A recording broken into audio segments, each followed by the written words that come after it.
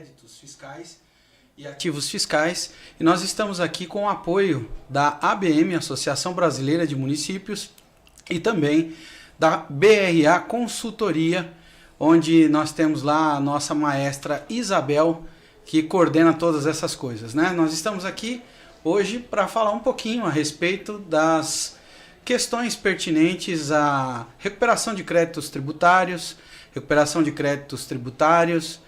e previdenciários. Nós também falaremos um pouquinho a respeito da gestão e redução de passivo tributário. Teremos o acompanhamento do Dr. Marcos Vinícius, que é auditor fiscal da Receita Federal, que vai trazer bastante informações aí relevantes, né?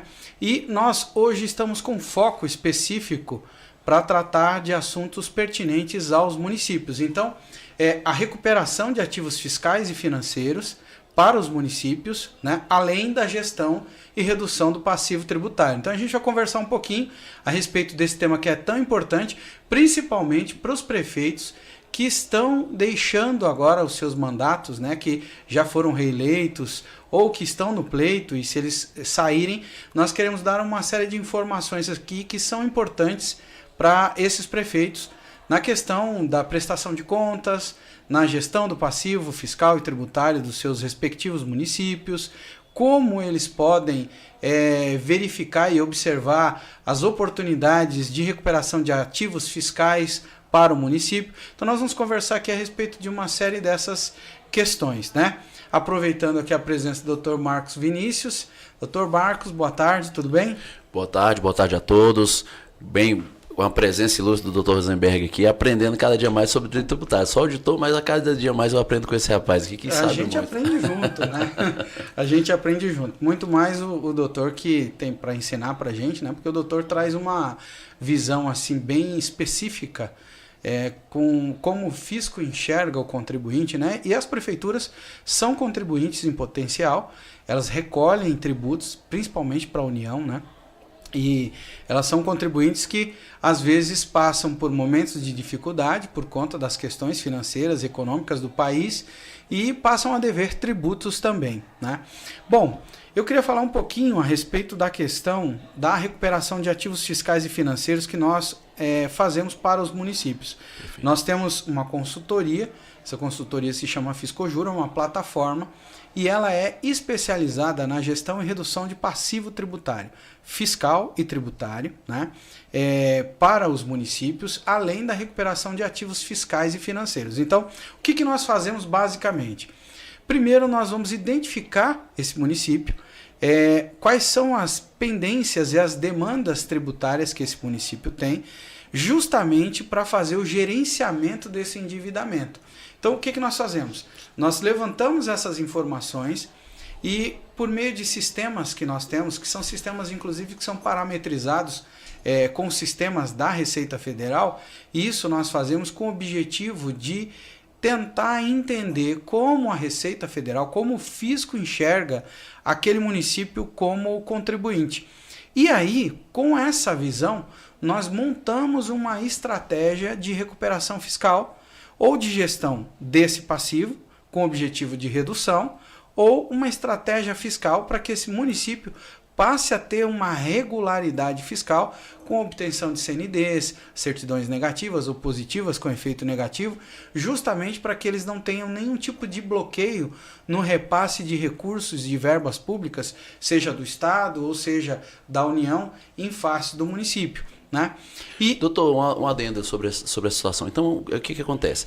É porque normalmente os créditos tributários, estou falando da parte da Receita aqui, em que a gente constitui esses créditos, normalmente são homologados. O que acontece? Normalmente o próprio município declara qual são o valor que é devido pelo próprio município, o valor que ele deveria ser recolhido, e nós simplesmente homologamos e efetuamos o lançamento desse crédito tributário.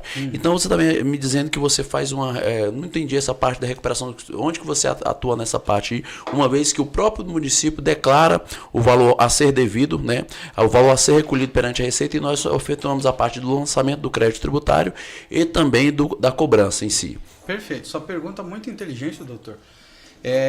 Onde nós identificamos essas oportunidades de recuperação de crédito fiscal e tributário? Vamos lá.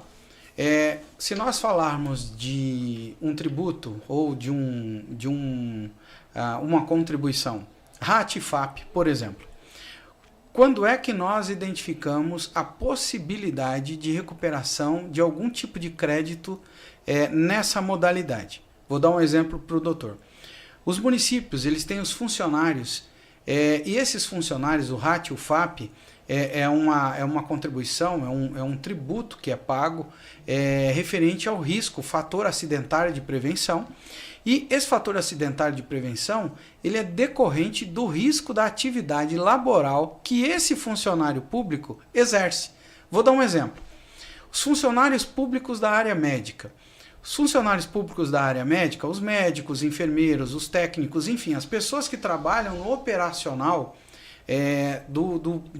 do sistema médico público de saúde municipal, eles têm um risco de contaminação muito maior, o risco laboral deles é muito maior do que o risco laboral de quem trabalha, por exemplo, num setor mais tranquilo, como o atendimento ao público, ou um setor mais de escritório, administrativo. Então, como é que nós conseguimos identificar essas oportunidades de recuperação de créditos? Veja só, é um detalhe que faz toda a diferença. O funcionário público que trabalha num ambiente de risco maior, a lei determina que o valor da alíquota, a base de cálculo, é por volta de 3%, ou seja, a alíquota máxima seria 3%. Bom, quando nós tratamos do funcionário público que trabalha num setor de risco, como o da saúde, esse funcionário público ele tem que recolher por CPF 3%. No entanto, né, com a devida observação, o funcionário que trabalha no setor administrativo, o risco, fator acidentário previdenciário dele é muito menor.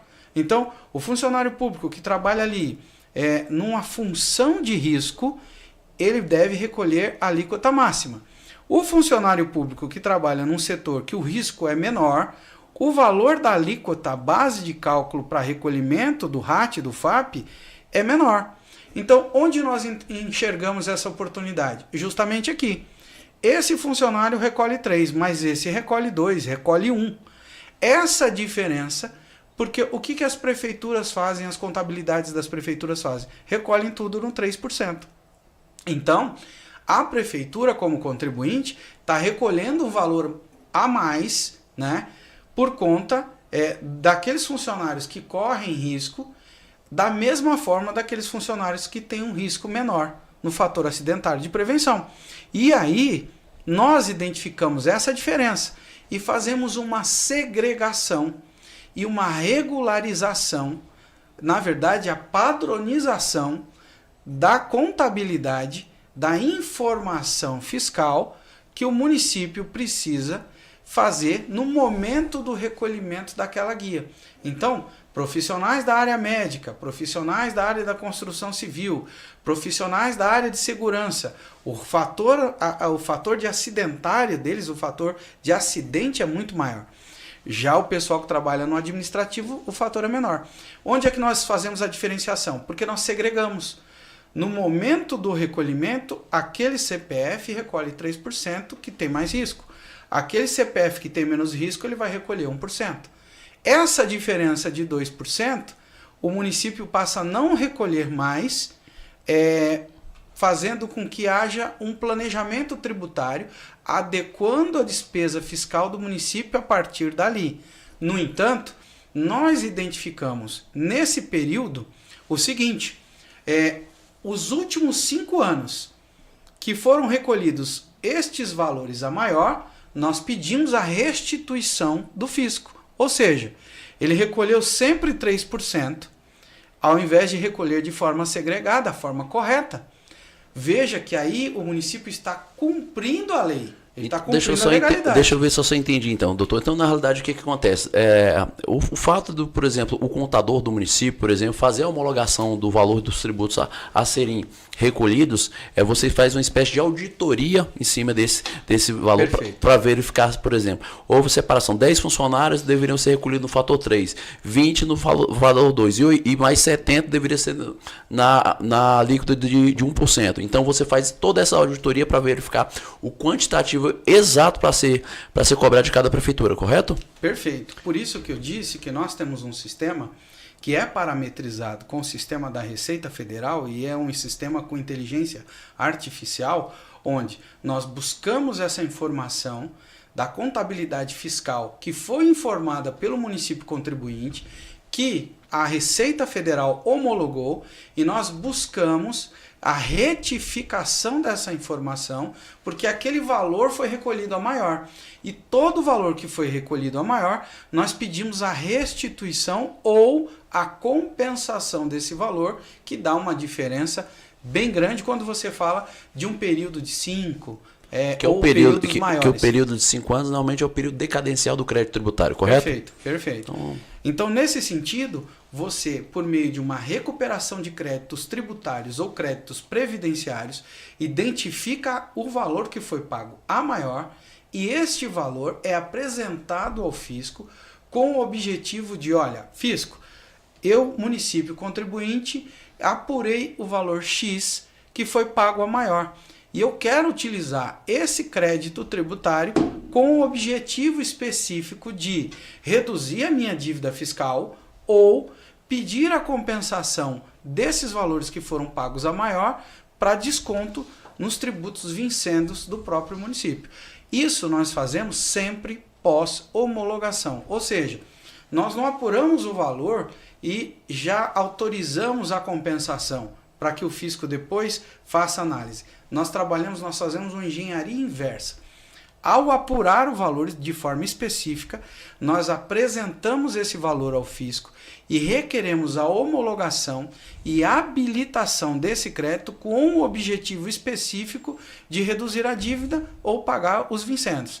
E aí, pós-homologação, o município fica autorizado a fazer a utilização desse crédito para, no conta corrente, descontar dos tributos que ele deve. Veja, essa homologação nós fazemos e o objetivo dela específico é deixar a formatação, o processo, o procedimento a prova de glosa. Ou seja, uma vez homologado com o credor, que é o fisco, seja Receita Federal ou PGSN, uma vez homologado esse crédito, isso é reduzido a termo, né? Então, as duas partes, o credor e o contribuinte que apresentou o crédito, tem esse crédito homologado, você fica com esse crédito à prova de glosa, e aí ele pode ser aproveitado naquilo que a lei autoriza ele ser aproveitado. Então, dessa forma, nós localizamos e identificamos oportunidades de recuperação de ativos fiscais e financeiros, que esse recurso, quando é aproveitado, deixa de sair dinheiro do caixa do município. O município fica com mais dinheiro no caixa. Ele não vai gastar dinheiro pagando esse tributo, porque esse crédito está homologado para que ele possa utilizar. Só uma observação bem bacana, assim, por exemplo, como na prática, né, que a gente trabalha, né, tem situações aí que realmente há esse trabalho de alguns contadores fazerem isso, essa solicitação desse crédito, essa verificação desse crédito. Só que é o seguinte, eles já vão e compensam diretamente esse crédito antes, por exemplo, dessa homologação da Receita. Uhum. Isso traz um risco, assim, por exemplo, normalmente a gente cobra e isso vai ter respaldo assim, de resquícios, aliás, que para o próprio prefeito, ordenador de despesa, né? Uhum. Aí, ou seja, normalmente onde a gente faz a cobrança. E normalmente, às vezes, os prefeitos não estão mais no exercício da sua legislatura, que foi substituído por quem ganhou na sua próxima gestão. Uhum. Entendeu? Então, assim, a gente sempre faz essa cobrança, às vezes a gente até passa essa cobrança diretamente para o CPF dos ordenadores de despesa que eram, ou seja, os prefeitos antigos. Então, pelo que você está me falando aí, você procura uma forma de garantir que não haja essa glosa, essa diferença de restituição de imposto, correto? Exatamente. Nós dizemos que lá no escritório, quando nós vamos tratar um assunto de um contribuinte, seja pessoa jurídica de direito privado, seja pessoa jurídica de direito público, todas as vezes que nós fazemos a apuração de créditos fiscais, todos esses créditos que são apurados são apresentados ao fisco para fins de concordância do credor. O fisco é o credor. Então, quando nós apuramos esse valor, nós trabalhamos na contramão do mercado, porque o mercado, ele apura o crédito e já envia o crédito, olha, você tem tanto de crédito, vai fazendo a compensação aí, sem a anuência do credor. E quem é o credor? O credor é o fisco. Nós fazemos diferente.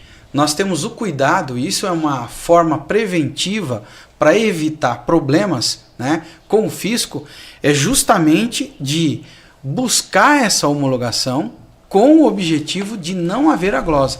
Então, o nosso processo, a nossa metodologia é a prova de glosa. Por quê? Porque uma vez apurado o crédito, vamos supor, pegamos lá um município A.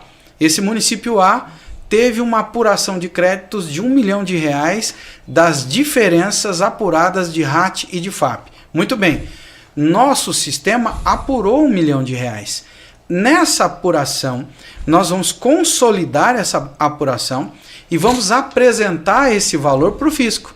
E o fisco pode dizer o seguinte, olha, vocês apuraram aqui R$1 milhão, mas nós não concordamos com 1 milhão, nós concordamos com 800, nós concordamos com 700 mil. 700 mil realmente vocês têm de crédito. Ok, eu peço a homologação e a habilitação desses 700 mil reais com o objetivo ou de gerir dívidas fiscais já existentes ou com o objetivo de realizar a compensação dos tributos vincentes que essa prefeitura tem que pagar. Dessa forma, nós evitamos o problema da glosa, né, e problemas futuros de cobranças pelo fisco por conta da utilização desse crédito, que na nossa metodologia é feito de uma maneira que fique a prova de glosa, ou seja, realizou a homologação, isso é reduzido a termo, é fechado a 4 mãos entre o município contribuinte e o fisco. Se ambos concordaram, dali para frente não há nenhum tipo de reclamação. Então, é dessa forma que nós fazemos a apuração. E nós não fazemos a apuração somente dessa forma. Nós fazemos a apuração do RAT, do FAP, fazemos a apuração de outros tributos que o município, porventura, tenha recolhido e que o valor seja maior do que a alíquota exigida pela lei. Então, às vezes, os contadores, e os contadores são pessoas excepcionais, porque eles trabalham em vários municípios. Você tem municípios que são mais estruturados e você tem municípios que são menos estruturados.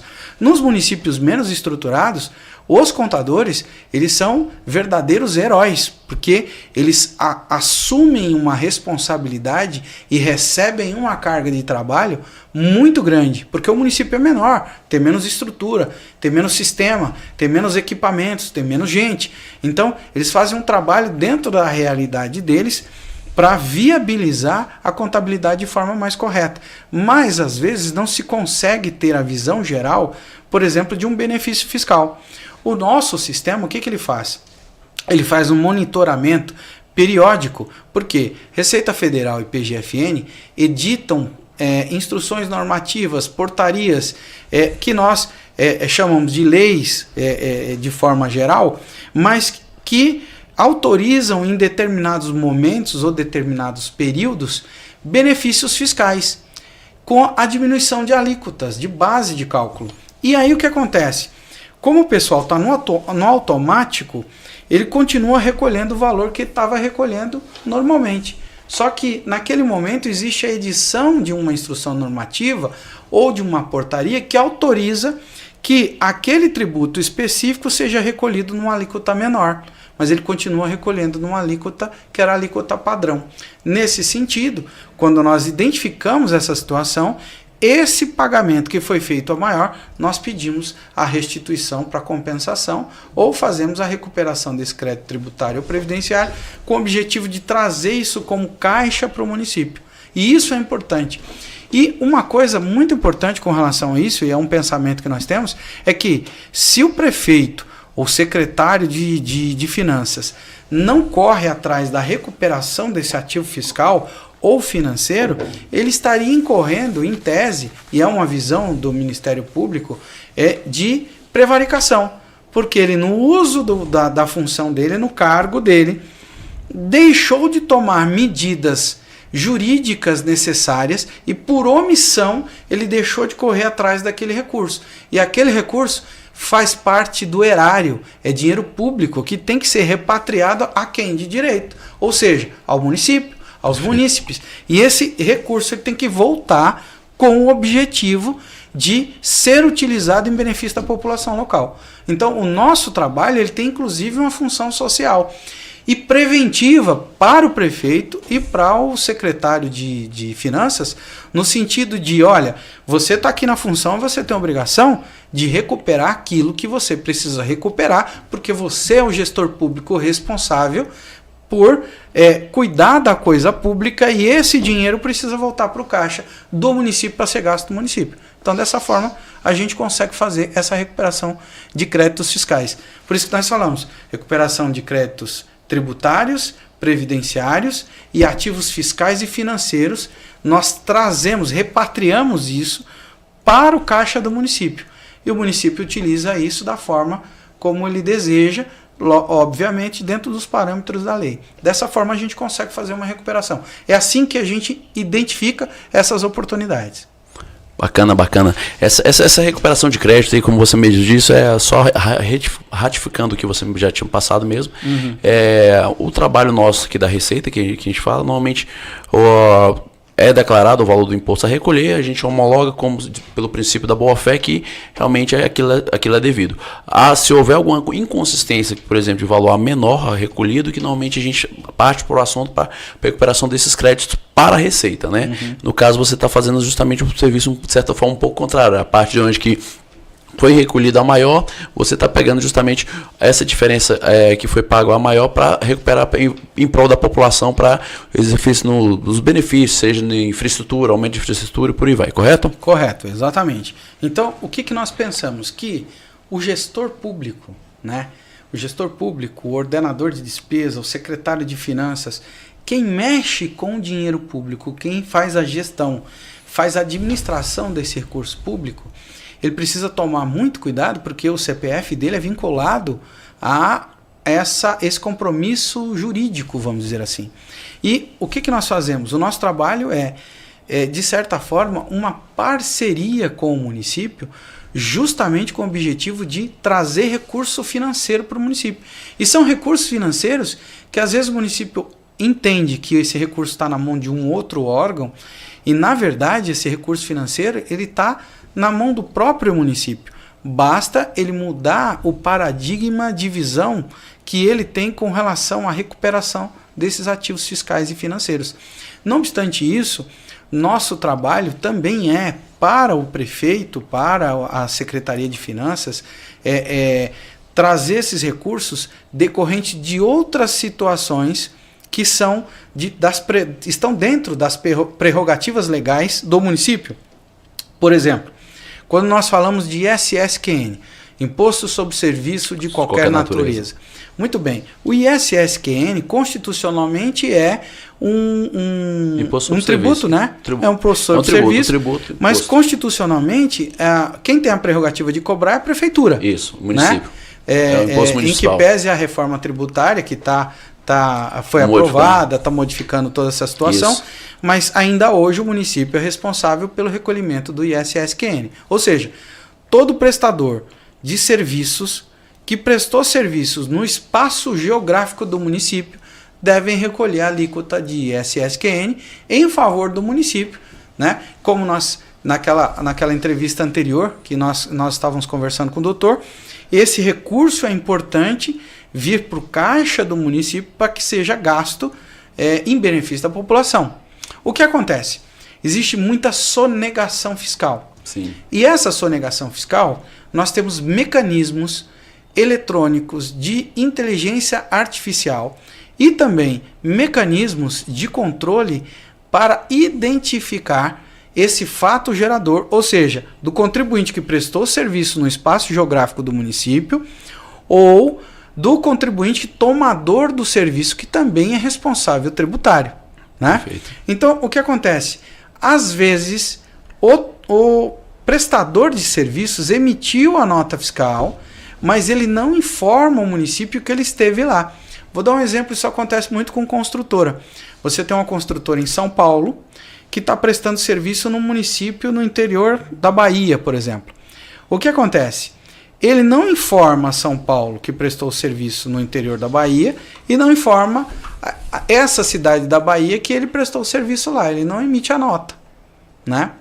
Bom, ou ele emite a nota e não recolhe aos cofres públicos no local da prestação de serviços, que é a regra, né? Onde eu prestei o serviço é onde eu devo recolher o imposto sobre serviço de qualquer natureza, que foi no espaço geográfico do município lá na Bahia.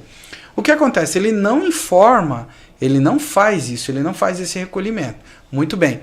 Nós temos uma ferramenta, essa ferramenta, ela identifica essa operação. Se ele emitiu a nota fiscal, a nossa ferramenta vai identificar essa operação que ele realizou no município da Bahia e não informou o fisco municipal dessa prestação de serviço. Essa ferramenta identifica a nota fiscal, identifica a data de emissão dessa nota fiscal, identifica o prestador de serviço, o valor do serviço e o tomador do serviço e a natureza do serviço que foi prestado. Doutor, eu vou falar uma coisa pra você aí, você me deixa triste. Sabe por quê? Meus amigos lá, tem uns amigos lá que são todo auditor municipal lá, entendeu? E o pessoal, aí o que acontece? Você tá querendo acabar com o serviço do pessoal, eles também fazem, ou seja, resumindo, brincadeiras à parte, mas ou seja, o senhor faz, como o nome se diz mesmo, você faz uma auditoria, não, até mesmo na questão do imposto sobre serviço, né, que hoje ainda é cobrado pelos municípios, para você poder aumentar a receita deles, correto? Correto. Também? Por quê? Porque existe uma ferramenta que é disponibilizada pela própria Receita Federal, se eu não me engano, se não me falha a memória, desde 2007. Nesse convênio da Receita Federal, os entes tributantes compartilham informações fiscais. Sim. Olha só, os estados e os municípios, com base nesse convênio desse portal da Receita Federal, eles têm a informação das notas fiscais que foram emitidas no espaço geográfico do município. Eles só precisam de uma ferramenta para puxar essa informação. Como se fosse um banco de dados, né? Um banco de dados, que você, exatamente. É onde que você vai fomentar todas as informações desse banco de dados para você extrair o que você quer analisar de cada situação, correto? Perfeito. O que acontece? O fisco, ele tem um sistema que eu diria para você que beira a perfeição com relação a essas questões. Porque hoje é tudo eletrônico. Hoje nada é feito fora do eletrônico. Acabou nota fiscal de papel. Não existe isso há muitos anos. Então todas as informações elas vão para esse banco de dados. O que nós fazemos? Simplesmente o nosso sistema ele faz a extração desses dados e nós vamos identificar todos os prestadores de serviços que emitiram nota fiscal com endereço naquele município da Bahia. O nosso sistema puxa essa informação, processa essa informação, monta uma planilha com os valores e todas essas informações, faz uma leitura do Código Tributário do município, faz a cobrança disso em planilha, já com a aplicação das multas, juros e atualizações, formata a notificação extrajudicial e manda para o setor fiscal municipal fazer a cobrança do contribuinte devedor. Então a gente trabalha numa formatação onde nós não estamos tirando a prerrogativa do funcionário público do setor de finanças para fazer a cobrança. Nós estamos ajudando esse servidor. Ou seja, na verdade, o que acontece? Como a autoridade fiscal, que ela é competente para constituir, né, o crédito tributário, fazer o lançamento do crédito tributário, na realidade você está prestando informação, você está passando toda a informação justamente para ele simplesmente escrever aquele crédito, lançar aquele crédito para que ele possa ser exigível, correto? Perfeito, exatamente. Então, com essa informação, com esse banco de dados, você tem lá a cobrança daquele valor que o fisco, que tem a prerrogativa, né? A Secretaria de Finanças, que tem a prerrogativa de fazer a cobrança pelo setor fiscal, realiza essa cobrança. Uma vez cobrado o contribuinte sobre esse débito, se ele não paga, vem a execução fiscal do próprio fisco municipal em face desse contribuinte. Mas o importante é que essa informação vem. Então essa informação ela pode ser arrecadada com relação a diversos tipos de prestadores de serviço. Por exemplo, prestadores de serviços de engenharia, prestação de serviços gerais, prestadores de serviços financeiros, por exemplo, os bancos, né? Nós temos uma ferramenta que identifica, inclusive, quantos agentes financeiros ou correspondentes bancários atuaram no espaço geográfico do município e fizeram transações financeiras e o município não recebeu o ISSQN.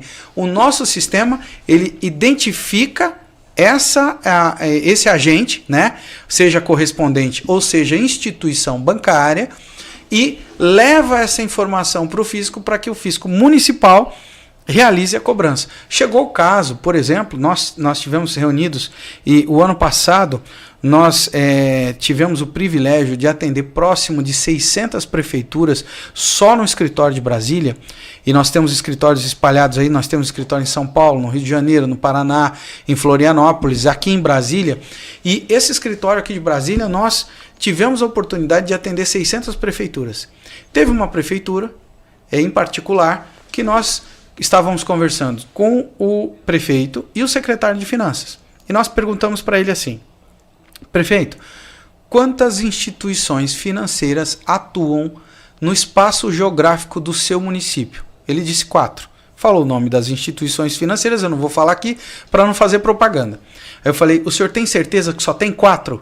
Ele falou: sim, tenho certeza que só tem 4. Eu falei, aí ele falou: físicas. Eu falei: ok, então só tem 4 instituições financeiras físicas que atuam na base geográfica do município. Ele falou: sim. Falei: ok, podemos ver aqui na ferramenta?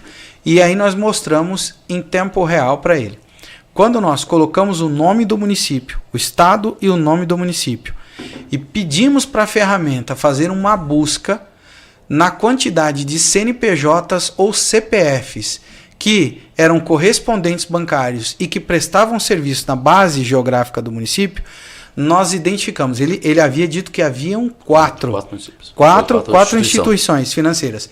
Quando nós passamos a ferramenta, haviam 153 instituições financeiras atuando na base geográfica do município. 153. O que acontece? O sistema fez a leitura e ele busca essas informações nas bases ou nos bancos de dados públicos, né? Por quê? Porque as instituições financeiras, elas são obrigadas a informar toda a operação financeira que é realizada, seja via Banco Central ou outras plataformas. A nossa ferramenta, ela vai buscar essa informação, traz essa informação para o sistema, compila, identifica o nome de cada uma das instituições, sendo pessoa física ou pessoa jurídica. Se for pessoa jurídica, é a própria instituição financeira. Se for CPF, são os correspondentes bancários que atuaram na base geográfica do município. São prestadores de serviços que não recolhem os tributos referentes ao ISSQN, que é um serviço financeiro, né? Não é recolhido em favor do município. O que nós fazemos? Identificamos essa oportunidade, informamos o fisco municipal que existem essas instituições prestando serviço na base geográfica do município e o município realiza as notificações para que essas instituições façam recolhimento. Doutor, mais uma dúvida aqui que surgiu aqui. Por exemplo, normalmente quando há esses correspondentes bancários, né, que por exemplo a gente chama por exemplo, eu vou citar um exemplo aqui, por exemplo, uma lotérica da vida e por aí mais que vai. Normalmente essas lotéricas e demais instituições de crédito, que essa pequenininha, eu esqueço até o nome aqui de uma das pequenininhas que... De banco, né? De banco. Daqui a pouco eu me recordo o nome. Certo. Mas normalmente elas atuam, né? Quando elas são ramificações do próprio banco. Por exemplo, as lotéricas são ramificações da Caixa Econômica Federal. Sim. Só que a Caixa Econômica Federal, por exemplo, ela é substituta tributária. Ou seja, ela recolhe o imposto referente aquele serviço prestado deve passar para o município respectivo, ok? Então, Perfeito. por exemplo, nessa sua auditoria que você faz, não há uma espécie de bitributação, uma vez que, por ser o principal órgão, por exemplo, a Caixa Econômica, que seja o responsável por recolher esse tributo, estaria cobrando esse imposto sobre serviço também desse agente lotérico lá, sendo que uma vez já está calculado o valor que deve ser passado diretamente para o município? Na verdade, nós não fazemos a cobrança em cima do CPF do correspondente bancário, né? Essa cobrança ela é realizada em cima da instituição, porque quem prestou o serviço foi a instituição. Agora veja, a instituição nem sempre informa aquela operação de prestação de serviços para o município. Isso acontece demais. Então, normalmente a instituição financeira, ela informa parte, ela apresenta aquilo de forma parcial, não de forma integral. Então, o que o município tem hoje como ferramenta? Ele tem como ferramenta a identificação de quem prestou o serviço, que é o prestador de serviço, de quem tomou o serviço, qual foi o serviço, o valor do serviço, a data do serviço. Isso o sistema pega. Isso não se estende só à questão de uma construtora ou de um prestador de serviços de engenharia ou coisa do gênero, ou uma instituição financeira. Isso você pega cartórios de registro de imóveis, cartórios de notas, ok? Operações bancárias ou operações com cartão de crédito, né? A lotérica ela é uma extensão da instituição. Perfeito. Tá? Como se fosse um posto bancário. Né? O correspondente bancário ele é uma espécie de posto bancário que atua dentro do espaço geográfico do município. Então, ele é um prestador de serviço em nome da instituição e a cobrança não é realizada em face desse CPF, é em face da instituição. Né? Então, tem até prefeituras que ficam preocupadas. Poxa, mas eu vou cobrar meu munícipe disso? Posso trazer algum desconforto, alguma situação? Não. Essa cobrança ela é realizada em face da instituição, que tem o dever constitucional, o dever legal de fazer o recolhimento desse tributo em prol do município. Perfeito. Então, nesse sentido, é onde nós identificamos essas oportunidades. Entendi. Então realmente não há um risco de bitributação, uma vez que vocês fazem justamente diretamente a instituição financeira principal, que é a substituta tributária, né, para que ela recolha o valor realmente das operações realizadas, né? Porque às vezes, pelo que você me falou, deu a entender que às vezes a própria instituição só declara o valor que foi feito diretamente pela instituição principal, deixando suas ramificações fora dessa auditoria. E você estende essa auditoria para todos esses que, porém, você cobra da instituição principal, correto? Exatamente, exatamente. O fisco municipal ele vai cobrar de quem ele deve cobrar, que é a instituição financeira. Dessa forma, nós temos uma visão muito ampla do que é gerado de oportunidades para recuperação de ativos fiscais ou de ativos financeiros em prol do município. Então nós somos parceiros do município nesse sentido. O município, quando nós atuamos no município, geralmente nós identificamos essas situações e identificamos inclusive o volume financeiro de que se trata aquele assunto. Então, por exemplo, tem aí recuperação de ativos fiscais e financeiros, RAT, FAP, ISS, QN e até mesmo a questão do fundo de participação dos municípios. Fundo de participação dos municípios já entra numa outra categoria de, vamos dizer assim, ativos financeiros, que são recursos financeiros que deixaram de ser repassados pela União para o município por conta de alguma situação burocrática, falta de documentos, falta de certidões ou até mesmo dívidas fiscais com a Receita Federal. Né? Existem municípios brasileiros e a maioria dos municípios pequenos, eles não têm uma fonte de renda como tem um município grande. Você tem lá várias empresas, indústrias, prestadores de serviços, etc. Ele tem uma forma de arrecadação própria. Existem municípios que eles são eminentemente vamos dizer assim, rurais. Então, esse município que é rural, ele não tem uma receita muito grande. Essa receita ela é reduzida, ela é limitada. De onde vem o dinheiro desse município? O dinheiro desse município vem de várias situações. Por exemplo, a questão do ITR, que a Receita Federal União divide um pedaço com o município assume a prerrogativa de cobrar aquele ITR e fica com um pedaço, um proporcional desse tributo. O IPTU, né? O Imposto de Transmissão de Bens Imóveis, que é o ITBI, né? E outras situações, outras modalidades de cobrança de impostos, ISSQN e outras coisas, taxas e etc.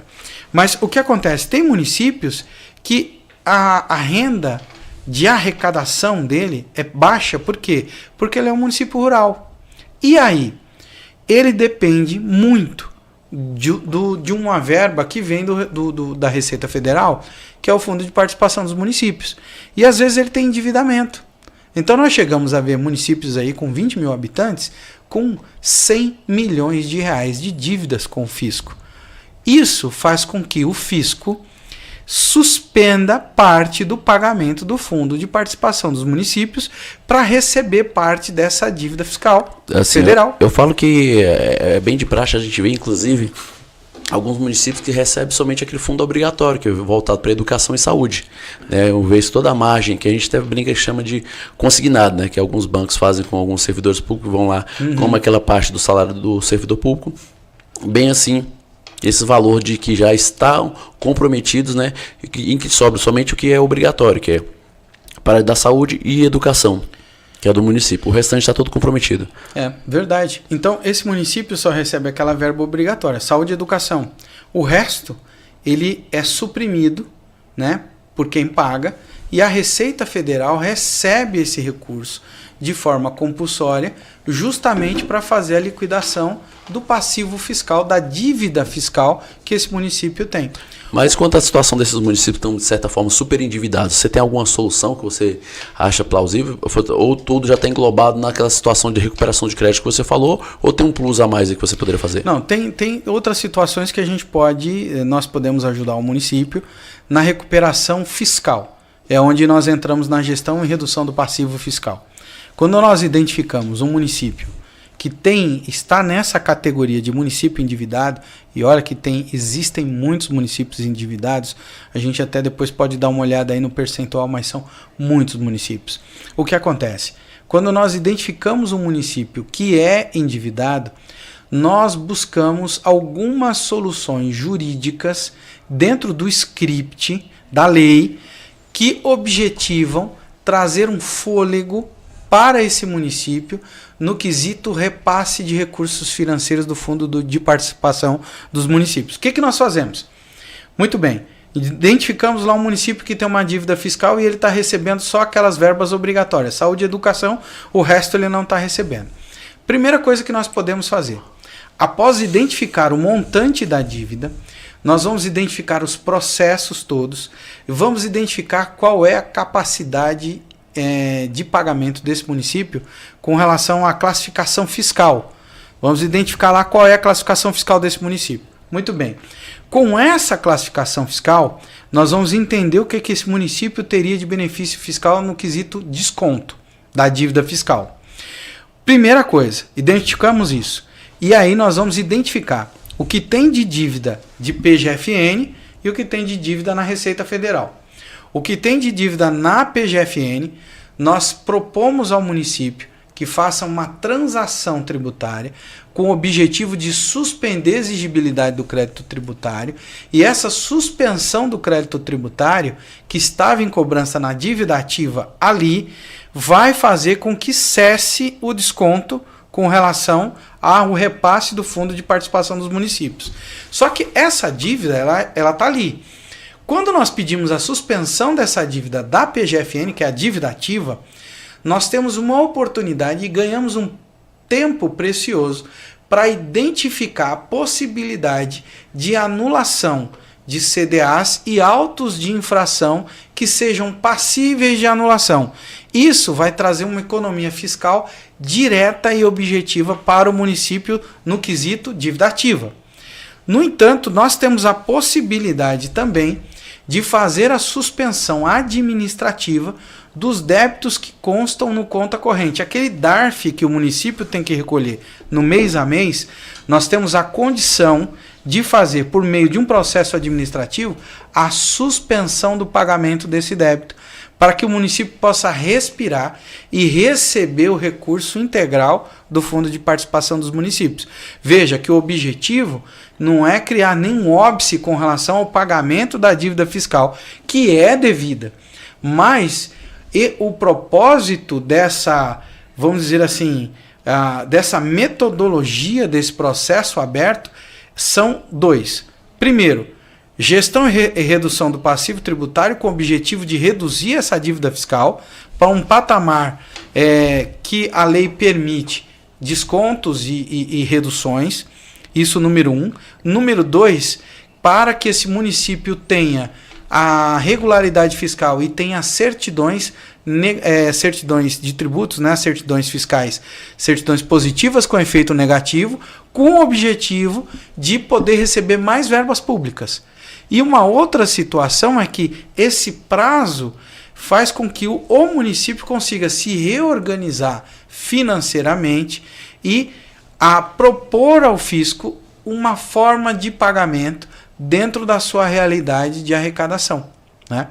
Isso traz benefício para o município, no sentido de que vai entrar mais dinheiro do Fundo de Participação dos Municípios, esse FPM entra no caixa do município, o prefeito administra com mais tranquilidade, vamos dizer assim, você evita os bloqueios e, ao mesmo tempo, você monta um processo, um procedimento para a regularização fiscal e a redução daquela dívida. Então, nós temos a possibilidade de fazer a gestão e a redução do passivo, suspendendo a dívida de PGFN, suspendendo a dívida de Receita Federal, suspendendo o bloqueio do Fundo de Participação dos Municípios. O município respira, sai lá a informação do CALC, por exemplo, todas aquelas pendências fiscais que impedem a emissão de uma CND positiva com efeito negativo, o que vai deixar o município com a condição de receber verba pública de outros órgãos, até mesmo do Estado, né?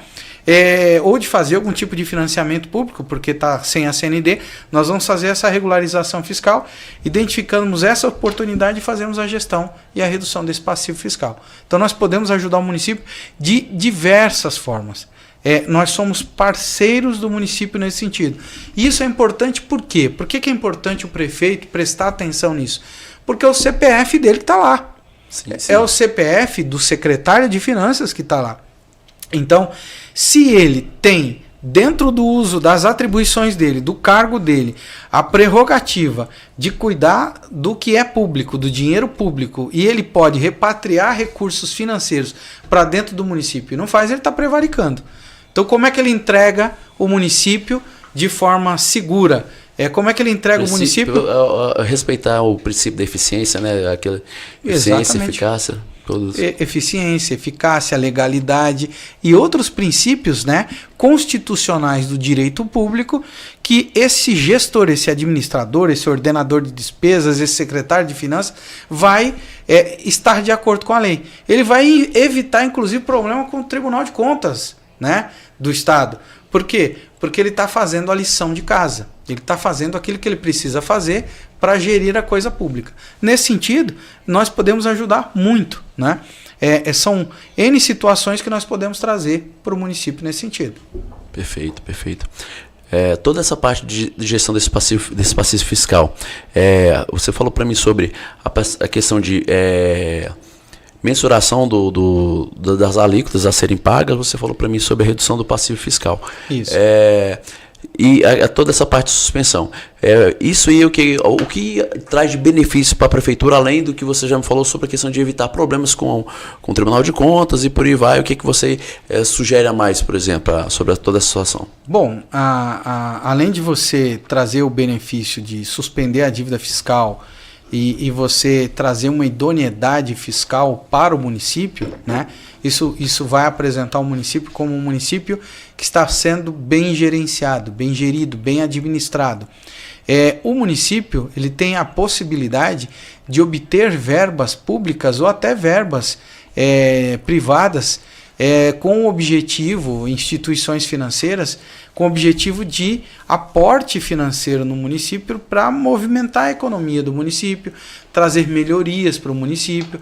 Tudo isso vem pura e simplesmente pela regularidade fiscal, por exemplo. Então, quando você faz a regularidade fiscal e esse município tem uma CND, mesmo que seja positiva com efeito negativo, significa que ele tem o gerenciamento das contas públicas, ele está administrando isso de forma positiva e ele está trazendo oportunidades, ele está abrindo oportunidades para que o município possa crescer e receber instituições financeiras que possam aportar recurso no município. São vários benefícios que podem ser trazidos nesse sentido, né? Não tem limite a quantidade de benefícios que o município pode receber quando ele faz uma boa gestão tributária. Além do mais, os gestores públicos, quando saem do cargo, eles saem com a cabeça tranquila, porque eles cumpriram as suas, vamos dizer assim, as suas prerrogativas legais e tomaram um cuidado preventivo de cuidar daquilo que é público de forma correta. Então, são vários benefícios que são trazidos aí. Ou seja, resumindo, ele contempla, né, se adequa à lei de responsabilidade fiscal da melhor maneira possível. Da melhor maneira possível. Ele não tem problema com o Tribunal de Contas do Estado, ele não tem problemas com o Ministério Público, porque ele fez a lição de casa, né? Isso é muito importante. E os municípios hoje, a maioria dos municípios brasileiros, eles são municípios que estão endividados. Até municípios grandes, eles têm dívida, né? O que é possível fazer? Muita coisa. Nós podemos ajudar muito. Inclusive, hoje, nós lançamos um curso de pós-graduação que vai entrar agora em funcionamento a partir de meados de julho. E esse curso de pós-graduação, que é feito pela nossa plataforma, que é reconhecido pelo MEC, com emissão de certificado, que tem o status de pós-graduação lato sensu, para treinamento dos funcionários públicos, no sentido de eles serem treinados e receberem as informações, as ferramentas, buscarem as ferramentas nos lugares certos, ter o conhecimento para identificar oportunidades de recuperação de ativos fiscais e financeiros, fazer a gestão do passivo tributário e também de identificar essas possibilidades de regularização fiscal. Então, o nosso curso, que é dado diretamente aos funcionários públicos, né? Esse funcionário vai receber um treinamento, uma capacitação para que ele possa realizar esse trabalho de forma preventiva e obter resultado, né? Isso vai ajudar muito o prefeito nesse sentido. Isso também já é vamos dizer assim, um entendimento geral dos tribunais de contas dos estados. Nós estamos fazendo um trabalho interno aí com alguns tribunais de contas com o objetivo exclusivo de trazer essa capacitação para o funcionário público, para que esse funcionário público municipal tenha a capacidade de identificar essas oportunidades de recuperação de ativos fiscais e financeiros e buscar esse dinheiro para ficar no caixa do município. A mesma coisa com relação à questão de prestação de contas de FNDE e outras situações mais que podem trazer benefícios para o município. Nós somos de forma direta e objetiva parceiros do município nesse sentido. Perfeito. Agora uma curiosidade ficou aqui, por exemplo, todo esse procedimento é um procedimento judicial que você pega, vai atacar, contestar judicialmente isso aí, ou como é que é a forma que você pega, faz toda essa contestação? Bom, nós temos duas formas de resolver. Você tem, a princípio, 90% dessas situações todas podem ser resolvidas de forma administrativa. 90%. Então, quando nós falamos lá da recuperação de ativos fiscais e financeiros, do RAT e do FAP, por exemplo, é administrativo. Quando nós falamos da recuperação ou da identificação de oportunidades de arrecadação, como o ISSQN, também são administrativos, salvo aquelas situações em que o município já ajuizou uma ação contra o contribuinte, nós vamos contribuir com relação à identificação mais correta, mais precisa dos valores, né? Serão trazidas outras informações mais importantes que vão agregar ao município. Mas, via de regra, os trabalhos são realizados de forma administrativa.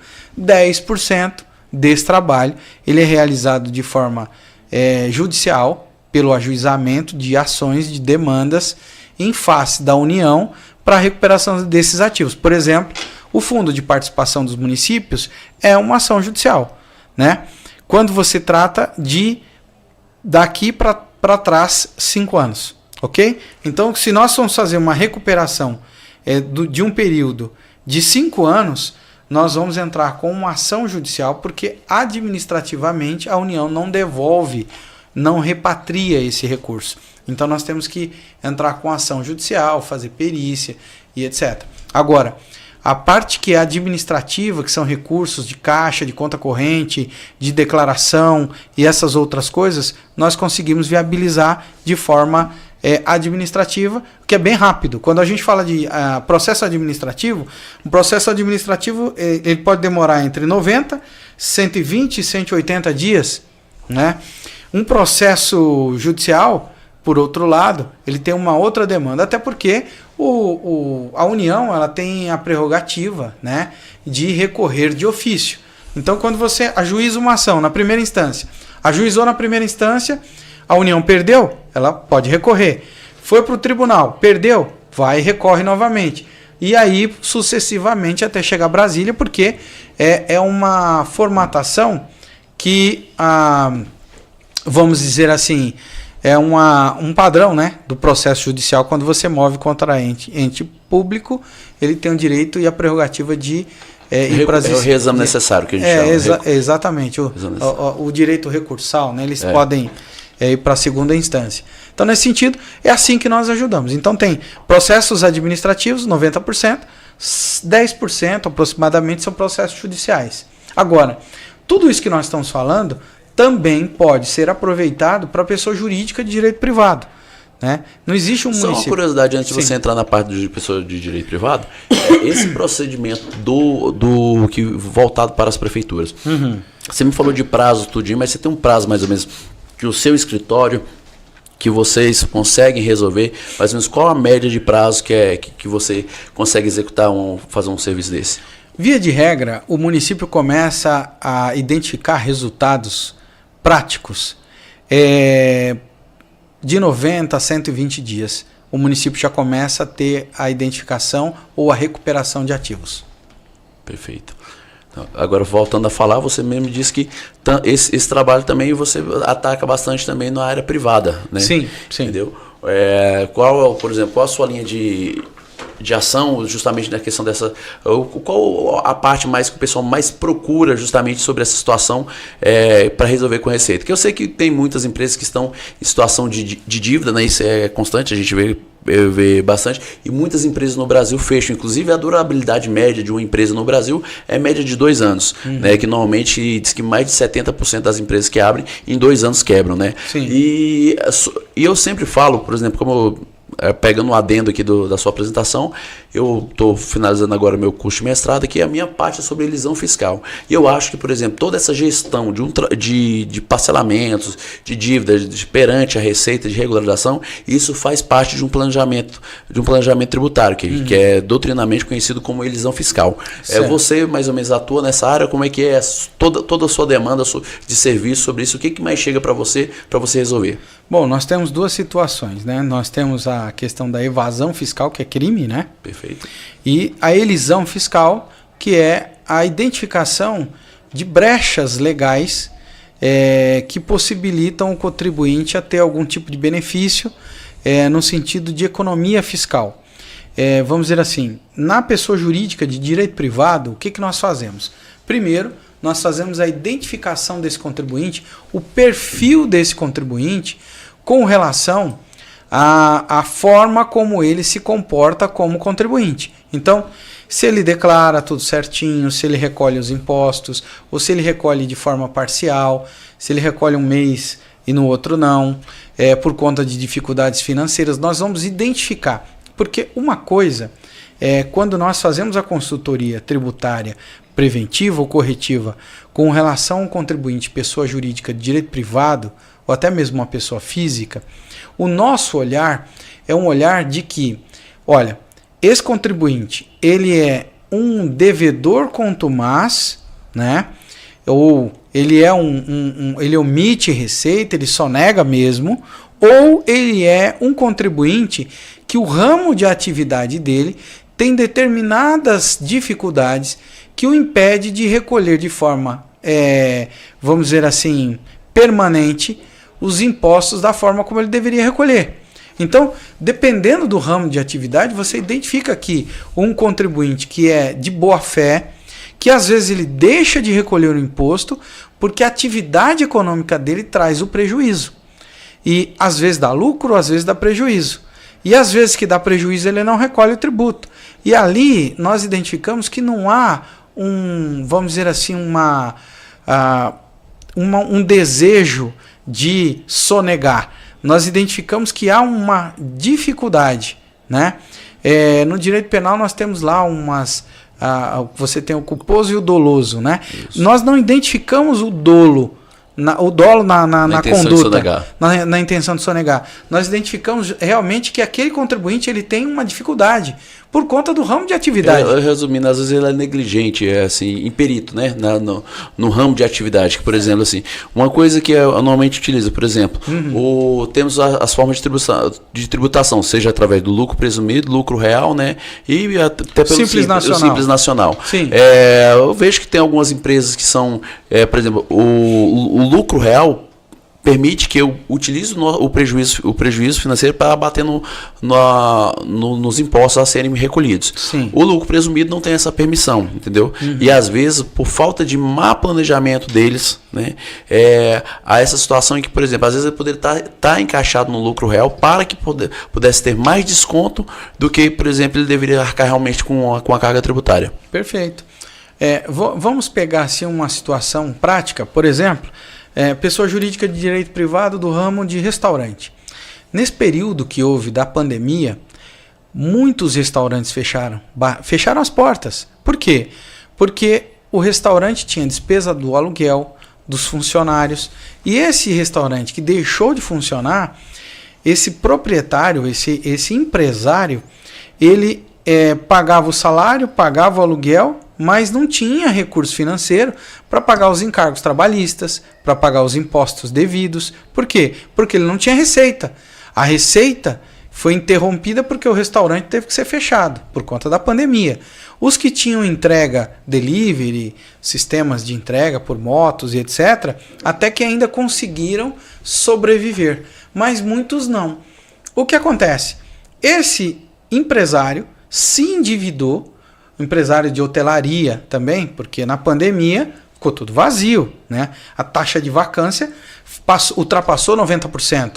Então, você tem lá determinados ramos de atividade que sofrem com os intempéries da economia, seja por uma questão de pandemia, ou seja por uma questão de recessão. E aí o que acontece? Nós não enxergamos esse contribuinte, pessoa jurídica de direito privado, como um devedor contumaz que pratica sonegação fiscal por dolo. Ele praticou sonegação fiscal por falta de recursos financeiros. Esse é um contribuinte que nós podemos ajudar. Qual é a maior demanda com relação aos contribuintes de uma forma geral? É óbvio que você tem um contribuinte contumaz, que é devedor contumaz, ele não recolhe imposto, não paga e não quer saber, né? Mas a maioria são de boa fé, agem de boa fé. Então, o que nós fazemos? Nós identificamos o perfil desse contribuinte e praticamos a gestão e a redução do passivo tributário, buscando benefícios fiscais permitidos na lei para gerenciar a dívida fiscal dele, reduzir a dívida fiscal dele, trazer a regularização fiscal para essa empresa, para esse CNPJ e, de preferência, com essa regularização fiscal, ainda obter uma CND positiva com efeito negativo, para que ele possa buscar financiamento público ou financiamento privado, ou até mesmo participar de licitações com o objetivo de colocar a empresa dele no mapa novamente e fazer a coisa acontecer. Então, como é que nós ajudamos esse empresário? Primeira demanda dele, regularização fiscal.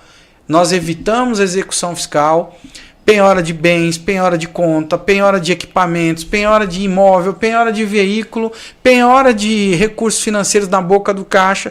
Quando nós entramos com a gestão e redução do passivo, nós fazemos um gerenciamento de tudo isso para evitar esse tipo de incômodo de ter o bloqueio de conta judicial. Porque às vezes ele está começando de novo, ele está começando a levantar aquele faturamento que ele recebeu, que cai na conta, se um determinado juiz na execução fiscal, dentro da lei, vai mandar fazer o bloqueio, vai penhorar aquele recurso de repente era para pagar o aluguel, era para pagar o funcionário, era para pagar o fornecedor, né?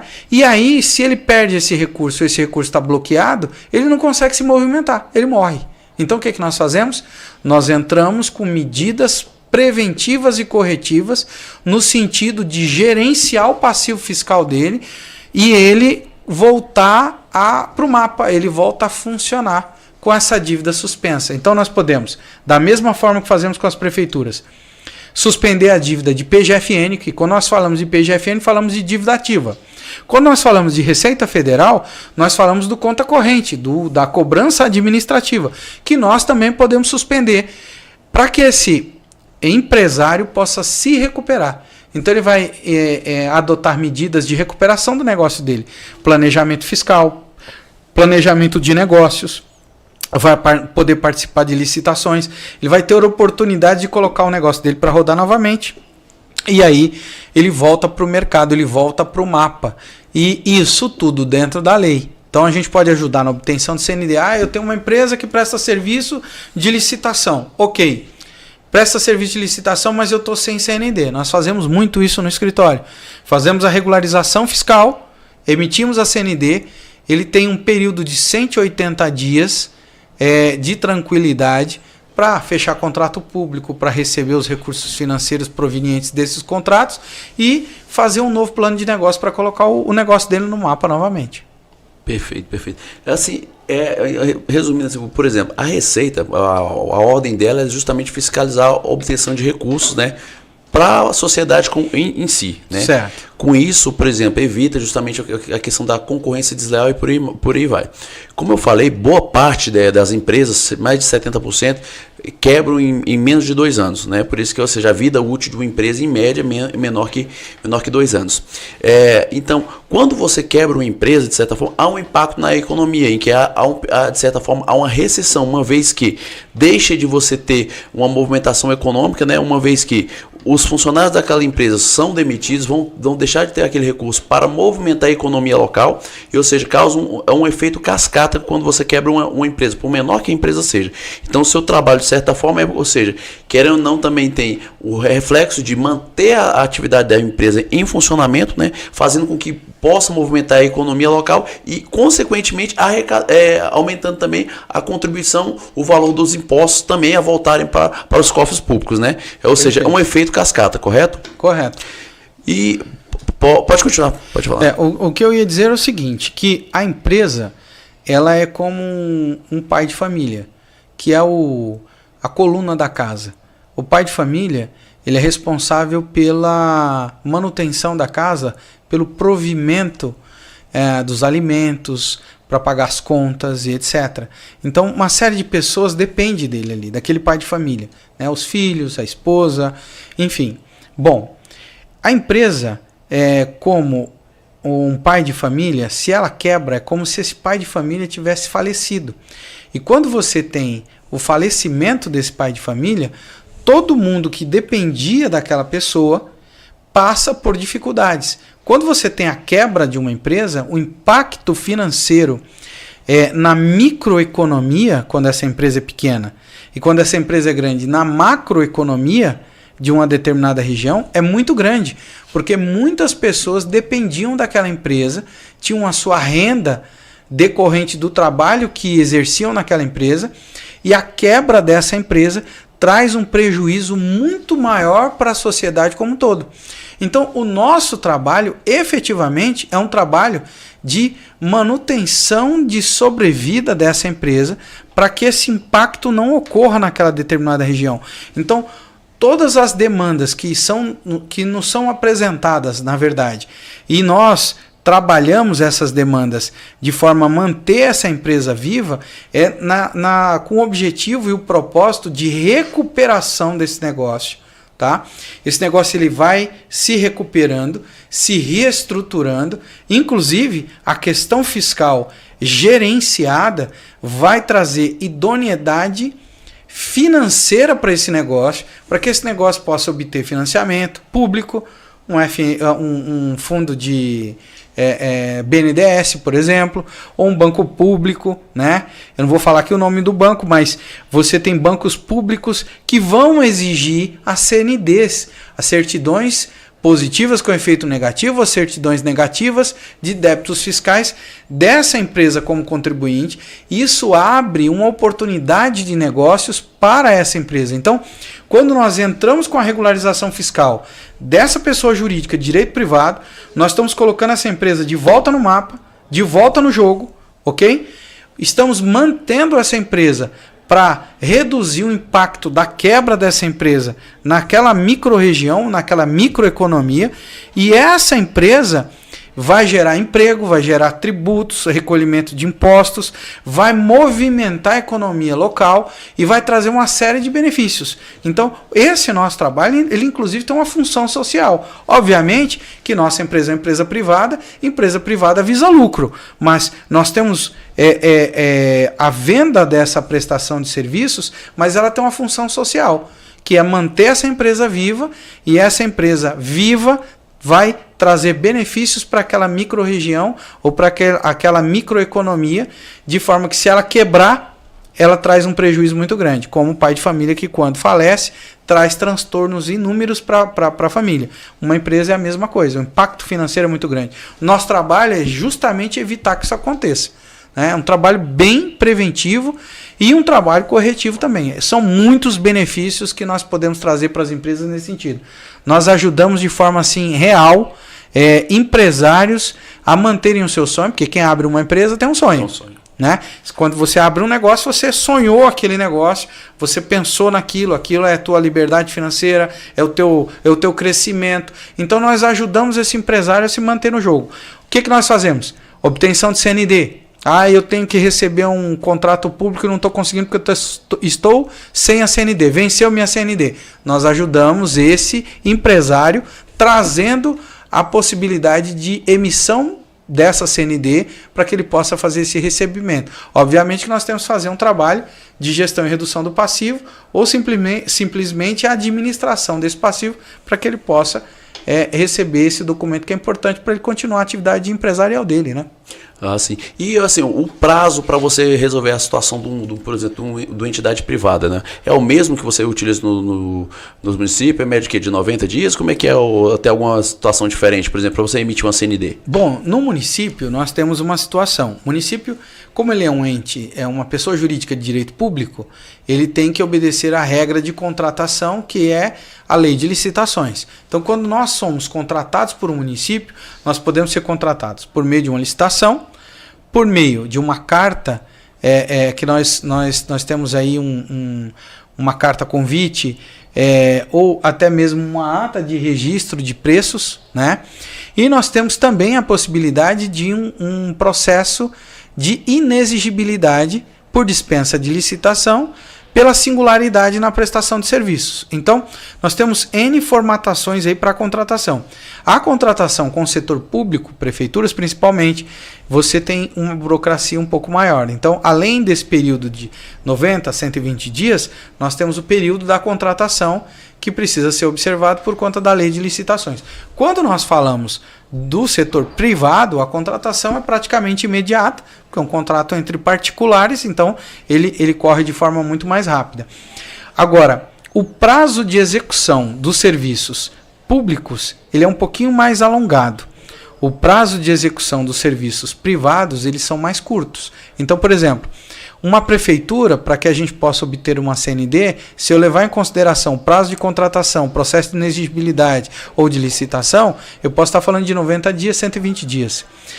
Existem casos que nós conseguimos resolver com 30 dias, quando é uma contratação emergencial. Agora, a pessoa jurídica de direito privado, via de regra, nós temos várias situações. Por exemplo, eu preciso de uma certidão, uma CND positiva com efeito negativo para participar de uma licitação, porque eu estou falando aqui de uma empresa privada, certo? Muito bem. Essa empresa privada, eu posso obter essa CND dela em 15 dias úteis, 30 dias úteis, o período é bem pequeno, bem curto para que a gente possa conseguir essa documentação. Então é bem tranquilo essa situação, né?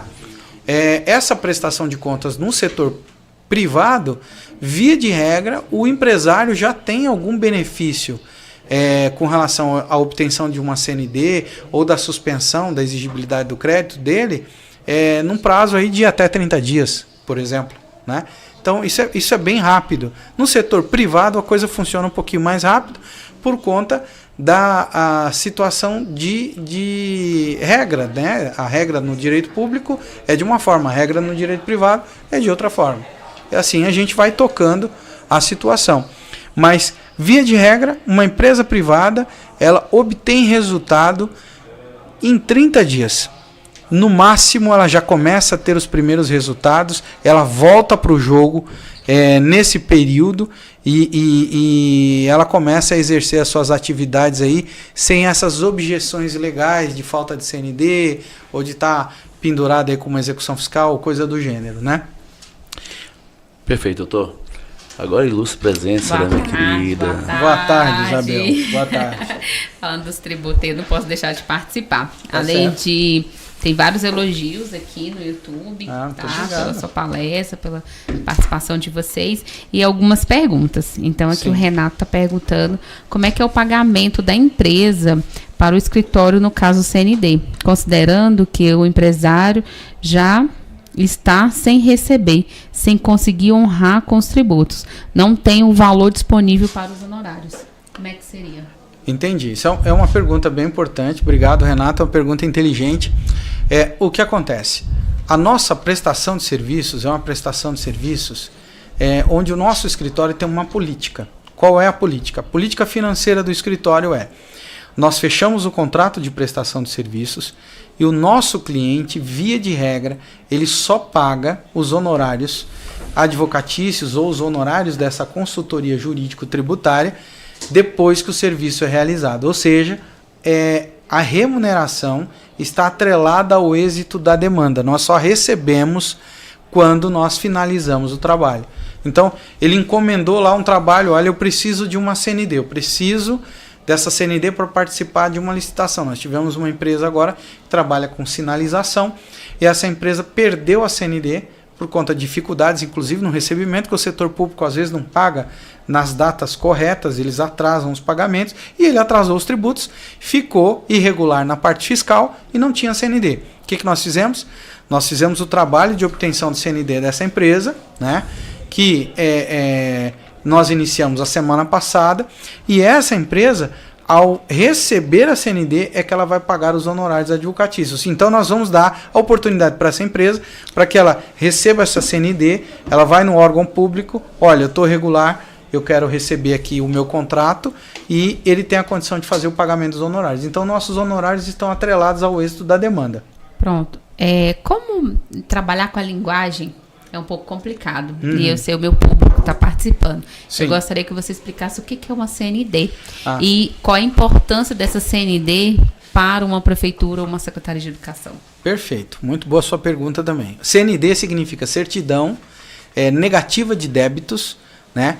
Ou certidão positiva com efeito negativo. A certidão negativa de débitos é uma certidão que é emitida pelo órgão fiscal que autoriza, que diz que aquele contribuinte especificamente está regular perante o fisco, ou seja, ele não tem dívida, quando ele tem uma CND, certidão negativa de débitos. Agora, ele pode ter também uma CND positiva com efeito negativo. O que é isso?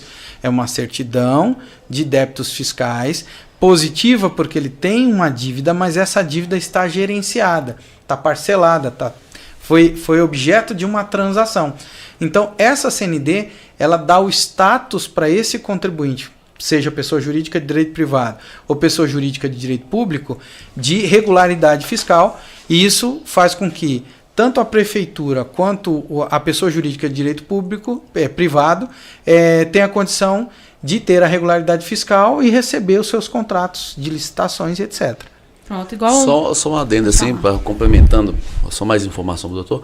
Essa tanto a gente fala de maneira genérica sobre CND, pelo fato que é a nomenclatura utilizada, mas tanto a CND, né, que é realmente a certidão negativa de débito, ou seja, a empresa não tem débito nenhum com a Receita, quanto a certidão positiva de efeitos negativos tem a mesma aplicabilidade. Ambas têm a mesma função. Por exemplo, ambas indicam que o contribuinte está totalmente regularizado perante a Receita. Então, ou seja, não há óbice nenhum a ele de fazer qualquer espécie de contratação ou receber até mesmo recursos públicos perante o governo, uma vez que a maioria das empresas, uma das exigências para que se receba, por exemplo, o recurso de uma prestação de serviço que ele venceu em uma licitação, seja que esteja totalmente regular com a Receita.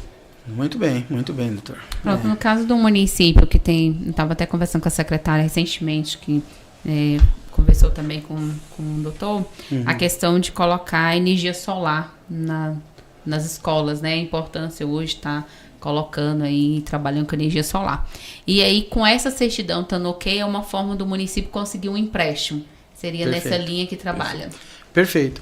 A certidão positiva ou a certidão negativa, né? Certidão negativa de débitos ou a positiva com efeito negativo, que tem o mesmo status jurídicos, vão autorizar o município a buscar recursos no BNDES, em bancos que fazem financiamento para o setor público, né? E até mesmo instituições privadas que hoje têm exigido a apresentação das certidões fiscais com o objetivo de identificar se aquela pessoa que quer buscar aquele recurso tem a condição ou a idoneidade financeira, gerencial financeira, para comportar o pagamento do que ele está pedindo emprestado com o pagamento dos impostos. Então, é muito importante essa visão que, olha, se ele paga os impostos ou se ele tem o controle financeiro de gerenciamento desses impostos a contento, ele também tem a condição de fazer o pagamento do empréstimo que ele está realizando. Então, a CND positiva com efeito negativo ou negativa, elas mostram a idoneidade financeira desse contribuinte e abrem portas, abrem oportunidades de negócio, aporte financeiro, injeção de capital se for uma empresa privada, se for do setor público a busca de recursos no BNDES, no BID ou coisa do gênero. Entendi. Então, assim, a realidade dos municípios do Brasil é com muita dívida. Muita dívida. Está cada vez mais o recurso caindo. Na educação, eu falo, antigamente as mulheres tinham 10 filhos, hoje, né, eu tô tentando lá em casa ver se o meu filho dá um neto e não sai um neto, uma neta, ninguém quer mais ter menino. Ninguém quer mais. E tá difícil, o dinheiro tá caindo, e as dívidas estão tendo aí várias dívidas. Então, com esse trabalho que eu tava participando aqui, assistindo, tem algumas formas administrativas, tem algumas formas judiciais de dar uma parada, um financiamento, uma dividida na dívida. Tem algumas soluções que na sua área especialista para trabalhar. Seria isso, para poder conseguir o município dar um respiro, conseguir um prazo. Sim. Como é que isso funciona assim, na prática para o município conseguir respirar e talvez conseguir até esse financiamento ou para energia, ou para compra de ônibus, ou para uma construção de uma escola, ou de uma unidade de saúde? Como é que funciona isso na prática? Bom, quando esse município tem uma dívida que precisa ser gerida, né, é onde nós entramos com uma gestão e redução desse passivo tributário, esse passivo tributário ele pode ser transacionado e parcelado em algumas modalidades. Então, nós temos duas possibilidades de regularizar essa situação. Tem uma terceira, mas essa é mais usada no setor privado. No setor público seria o seguinte: transação tributária, que é o parcelamento, com pagamento de DARFs que vão de 145 a 240 meses, depende dos programas e benefícios que são outorgados pela Receita Federal e pela PGFN. Sim. Hoje o parcelamento tem uma condição muito especial, mas, por exemplo, já foi até revogada a lei, não tem mais, mas hoje, por enquanto, está sendo permitido o máximo 145 meses. 240 meses foi uma situação de um refis que teve aí. Foi uma situação anterior. Isso. Que é um benefício fiscal. Que é um benefício fiscal que a Receita deu para os municípios. Mas vamos lá. 145 vezes. Ele tem uma dívida que ele pode transacionar, parcelar isso em 145 vezes. Essas 145 vezes, ele vai dar lá uma entrada que é equivalente a 6%. Mais ou menos 6%. 6%. Isso. Então, vamos supor que ele tem uma dívida de 10 milhões, esse município. Ele, ao fazer a transação, ele vai pagar uma entrada que a gente chama de pedágio de 6%. 6% sobre 10 milhões daria 600 mil. 600 mil. Esses 600 mil reais, esse município poderia pagar dividido ainda em algumas parcelas, ou 6 ou 12 parcelas. Isso. Não é isso, doutor? Exatamente. Então, por exemplo, esses 600 mil reais, ele tinha lá 10 milhões de reais de dívida. Essa dívida impedia que ele obtivesse uma certidão positiva com efeito negativo. Ele vai, faz a transação, ele vai conseguir, com 6% da dívida inicialmente, dividido em 6 ou 12 vezes, pagar lá uma parcela de 100 mil reais, ele vai administrar, ou de 50 mil reais, administrar uma dívida de 10 milhões. Ele pagou essa primeira parcela, a lei diz que pagamento dessa parcela suspende a exigibilidade do crédito tributário. Isso quando nós estamos tratando de dívida ativa, PGFN, porque a Receita Federal, em que pese o Ministério da Economia ser um só, nós temos 2 órgãos que fazem a administração e a gestão das dívidas fiscais dos contribuintes, Receita Federal e PGFN. Quando nós tratamos de Receita Federal, nós tratamos de débitos e dívidas administrativas. Na PGFN, nós também tratamos de dívidas administrativas. Só que na PGFN eu já estou inserido na dívida ativa. Ou seja, se eu pegar o CNPJ da prefeitura e lançar lá no Regularize na dívida ativa, vai aparecer essa dívida publicamente, porque é uma dívida ativa com a União. Quando você fala da dívida na Receita Federal, essa dívida não é pública, ela não aparece, tá? Mas ambos os departamentos, né, as secretarias, tanto a Secretaria Especial da Receita Federal quanto a PGFN, elas administram esses débitos. Quando você faz a transação na PGFN, você suspende o débito, a exigibilidade do débito, você suspende todas as execuções que estão em andamento, penhoras, arrolamento de bens que estavam para acontecer no momento da suspensão do pagamento desse DARF, você suspende essa dívida que estava ajuizada, que estava em processamento de cobrança na dívida ativa. Quando você faz esse gerenciamento também na Receita Federal, que pode ser parcelado lá dentro da Receita Federal, você tem um máximo de 60 parcelas, ok? Nós temos 2 possibilidades. Quando nós temos um PROFISC, que é um processo fiscal, você pode parcelar em até 60 vezes. Quando você tem conta corrente, você só tem a opção de ou parcela em 60 ou você paga o DARF integral. Então vamos supor que esse DARF seja um DARF de 10 milhões de reais que está com vencimento agora em junho de 2024. E a prefeitura não tem o caixa para pagamento desse DARF. O que nós fazemos? Nós suspendemos essa dívida fiscal. Ao suspender essa dívida fiscal, essa cobrança, nós tiramos da cobrança de forma administrativa esses 10 milhões, a prefeitura tem um fôlego. Nós suspendemos isso por 180 dias e pode ser suspenso por mais 180 dias por meio de um processo administrativo.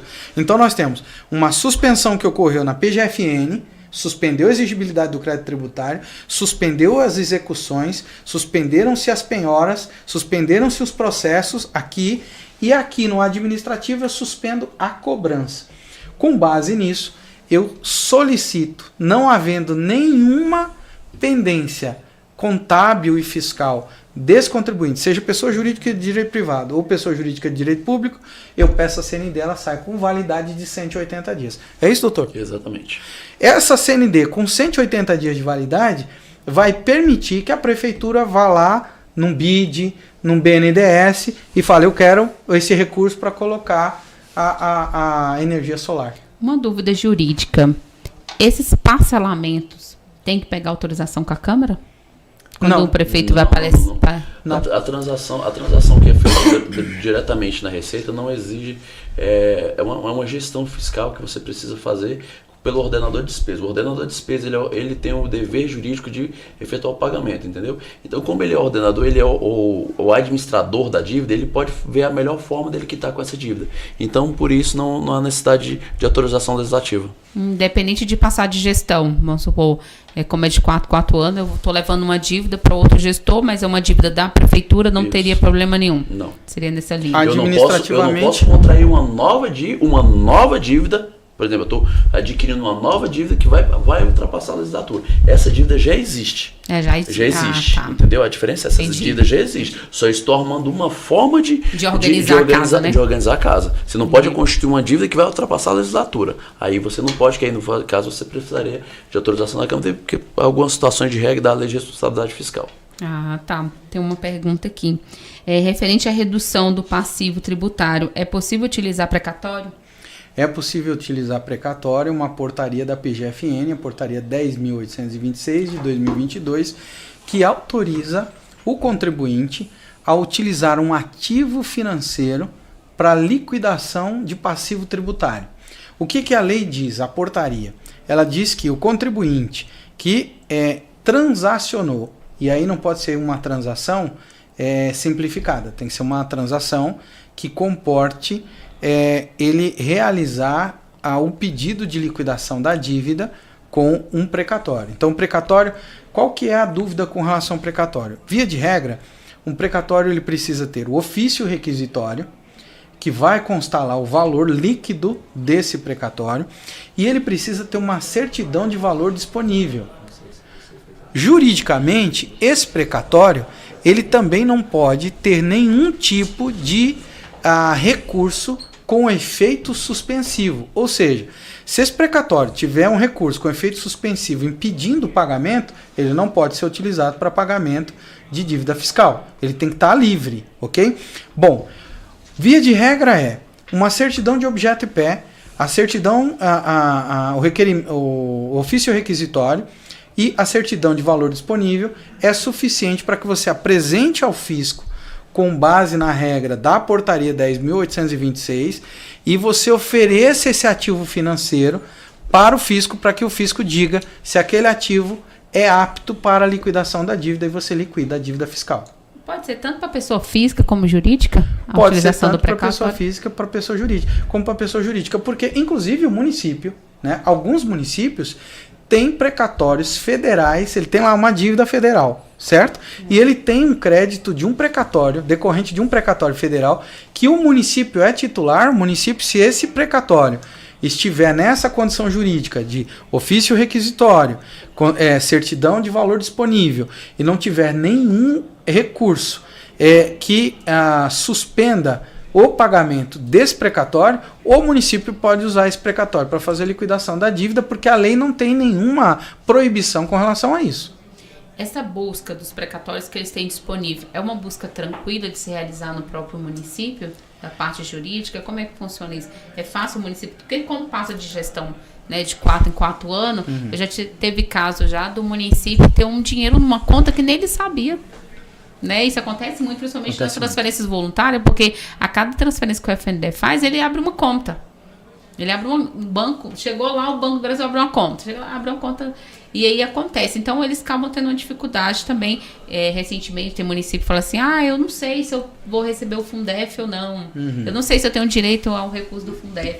Então, esses precatórios também é fácil, é transmitido pelos órgãos de controle ou não? Tem que ser pelo um escritório específico, uma procuração específica para fazer o levantamento? Bom, na verdade, os municípios, ele tem o procurador, a figura do procurador municipal. O procurador municipal é o advogado que representa os interesses do município como advogado do município.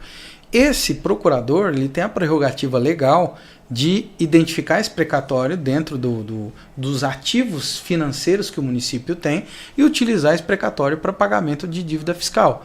Ou seja, a requerimento da própria prefeitura, isso pode ser realizado de forma administrativa, em que pese o precatório ser de origem judiciária, ele vem do judiciário, ele vem de um processo judicial, ele pode ser utilizado de forma administrativa junto ao fisco. Então, os requerimentos que são realizados no fisco com relação ao precatório são administrativos. Então você pega aquele precatório, essa documentação, ofício requisitório, certidão de valor disponível e a identificação de que ele não tem nenhum recurso suspensivo do pagamento. Você pega essa documentação, apresenta ao fisco e o credor vai dizer, o fisco, o credor, a procuradoria, isso é feito via procuradoria, a procuradoria vai dizer, olha, o ativo financeiro é bom, é apto para a liquidação da dívida fiscal e eu vou aceitar. Quando ele faz isso, a prefeitura tem que fazer uma série de outros procedimentos. Por exemplo,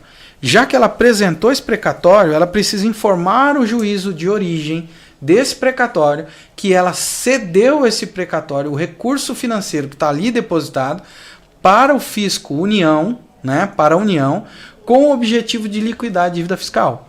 Nesse interim, o juiz vai, por despacho, intimar a Fazenda Pública, a Procuradoria, para que ela se manifeste nos autos com relação à questão da utilização desse precatório para realizar a liquidação daquela dívida fiscal, e ali a Procuradoria, uma vez aceitando esse precatório como pagamento, vai transigir ali dentro do processo judicial, né? Vai interagir no processo judicial, informando ao juízo que o dinheiro, quando for levantado, seja levantado em favor da União, seja por meio da Procuradoria Geral da Fazenda Nacional ou para pagamento de outros débitos pertinentes à Receita Federal. Entendi.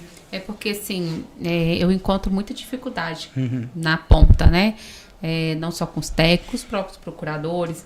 E aí eu entendo também que cada profissão tem aquele direcionamento pro lado. Não sou você, é da área tributarista, tem a área eleitoral, tem a área, tem as áreas específicas. E eu vejo uma falta de conhecimento, muitas das vezes conhecimento da área, de saber como lidar. E aí eu acho que nessa hora que é importante, como você falou, que perguntaram também na forma de contratação, por isso que fala que pode contratar um advogado, notório saber, com as certidões, porque faz a diferença, eu acho, na hora desse cálculo, né, de realmente conhecer a realidade quando tem essa expertise na área, né? Porque Sim. Vocês já trabalham com isso, com certeza. O município trabalha muito apagando fogo. Sim. É o dia a dia apagando fogo.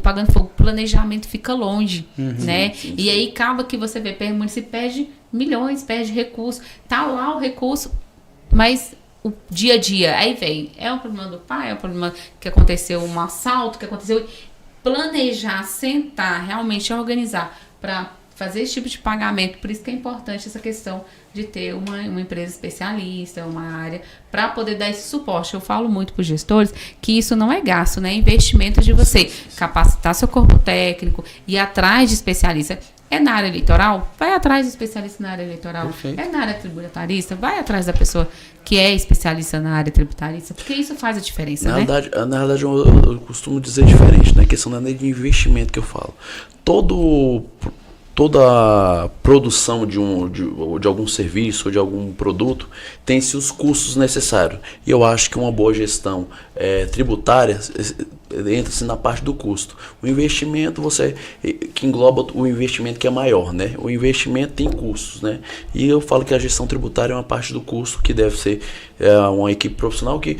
O bom advogado tributarista, ele é como se fosse um médico. Você tem um bom médico e um mau médico. O bom médico te dá uma longevidade de vida bem grande, assim como o advogado tributarista. Se você tem uma boa gestão tributária, você consegue sobreviver às intempéries, sazonalidades que ocorrem. Por exemplo, uma pandemia que ocorreu, por exemplo, faz com que um bom planejamento tributário você sobreviva a isso, você tenha fôlego financeiro. E nessa gestão estratégica de um planejamento tributário faz com que você pode ultrapassar todos os seus concorrentes com um bom planejamento. Faz toda a diferença, né? Faz toda a diferença. Então isso é muito importante, tanto para o município, né, a CND, a regularidade fiscal, as possibilidades jurídicas de resolução das questões de dívida fiscal, seja o precatório, seja a transação, seja a suspensão do débito. Tudo isso vai trazer algum benefício direto para o município. O município que inicia um trabalho de gestão e redução do passivo tributário, no mínimo, ele vai ter o ganho aí de regularidade fiscal, de obtenção de CND para resolver as questões administrativas e financeiras do município e a suspensão desses débitos todos por um período mínimo de 180 dias. Então, em 6 meses, você pode propor uma série de medidas de recuperação e reestruturação. E se necessário for, esse período de 180 dias, ele pode ser renovado mais uma vez, 180 dias. E se precisar novamente, mais 180 dias. Então você tem a possibilidade de ganhar períodos de uma espécie de paz e tranquilidade fiscal, com regularidade fiscal, com CND na mão, para que você possa se reestruturar, essa prefeitura se reestruturar, receber verba pública, receber o valor do fundo de participação dos municípios de forma integral. Então você tem uma série de situações que você pode viabilizar somente com a regularidade fiscal. Você vê um planejamento, um corpo técnico capacitado, você consegue realizar, vamos supor, está precisando de escola, está precisando de hospital, está precisando de equipar, está sufocado, procurar essas soluções para você ver. Aí, mais de 12 meses daria para dar uma respirada boa. O fôlego financeiro necessário para organizar a casa, que a gente sempre fala, né? Exatamente. Então, assim, consegue deixar bem organizado, direcionado, e aí já vir com, trabalhar com todo o gás, voltar com todo o gás e realmente continuar a gestão, né? Assim, uma palavra que sempre estamos batendo nela, que é o planejamento, né? Planejamento ele é fundamental, né? No nosso dia a dia, né? Em casa, na no vida emprego, pessoal, tudo, profissional. Né? Planejamento faz toda a diferença. Você pensar um pouquinho, né? É uma questão de bom senso, né? Quando a gente tem um pouquinho de bom senso, você pensa antes de agir.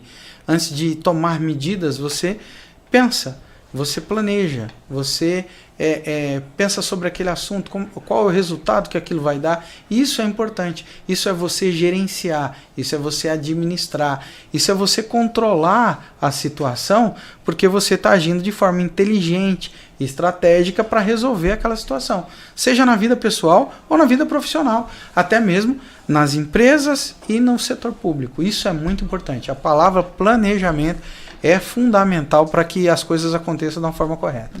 Eu sempre, todas as capacitações e orientações é o marco, né, de estar ali, que é o do tal do apaga o fogo, do tal do, né, tá ali todo dia, e o planejamento não consegue execução. E aí vem a falta de recurso. Aí tem um município, igual teve lá no seu escritório com o município, tem recurso para receber, tem como, mas tem pedido por falta de certidão negativa ou positivo de efeito negativo. Não consegue, a equipe técnica no município não está conseguindo e tem dificuldade no processo de contratar uma INEX, e aí parece que o negócio vai dando um nó, que, né, serviço público, eu sei que tem que ser burocrático, tem que ter toda essa questão da licitação, sim, auditoria, acompanhamento, mas com a seriedade de início, meio e fim, e terminar realmente, porque, na verdade, tem vezes que o processo demora tanto dentro de uma prefeitura, demora tanto aquele processo que vai embolando mais o serviço, né? Sim. Então, daí mostrando tanto que a importância do planejamento, que realmente tem como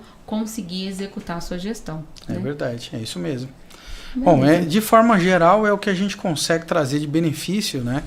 A nossa equipe é uma equipe técnica muito bem preparada, são pessoas capacitadas, que têm conhecimento, que sabem os detalhes e os pormenores, né? Isso é muito importante, porque eu costumo dizer, né? Isso era um ditado que a minha afinada mãe dizia, que o que fura o olho não é o tronco da árvore, é o galho. Então aquele detalhe vai fazer toda a diferença quando você vai resolver uma situação. Então a nossa equipe, ela pega os detalhes, os pormenores, as minúcias do assunto, e gerencia isso de forma que o benefício ele começa a acontecer em aproximadamente 30 dias. Porque a gente vai arrumando a casa, né? Suspende a dívida, faz a gestão da dívida, puxa a CND, saiu a CND, a empresa já pode participar de licitação, ou é uma prefeitura, já pode receber verba pública. Estou com a CND em mãos, a minha dívida fiscal está suspensa, ele já tira o bloqueio do fundo de participação dos municípios, ele já consegue receber o recurso de forma integral, ou se estava bloqueado, a gente consegue desbloquear. É só o planejamento e o plano de ação ser colocado em prática para a coisa acontecer. Isso é muito rápido mesmo, muito rápido. Nós temos empresa que ela precisa da CND ali, olha, eu vou participar de uma licitação, já está dando prazo, e a gente faz a regularização fiscal. Às vezes em 10, 15 dias úteis a gente já está com essa CND na mão, positivo ou com efeito negativo. O empresário põe ela embaixo do braço, vai fechar seu contrato, vai ser feliz, vai prestar serviço, vai gerar receita, vai gerar riqueza, coloca a economia para rodar. Isso para a gente é importante. Manter essa empresa viva é muito importante. E manter uma prefeitura regularizada na questão fiscal também é muito importante para o prefeito. É o CPF dele que está em jogo, né? É o secretário de finanças, aquela pessoa que usa lá, que assina o cheque para fazer os pagamentos das coisas e não recolhe o imposto.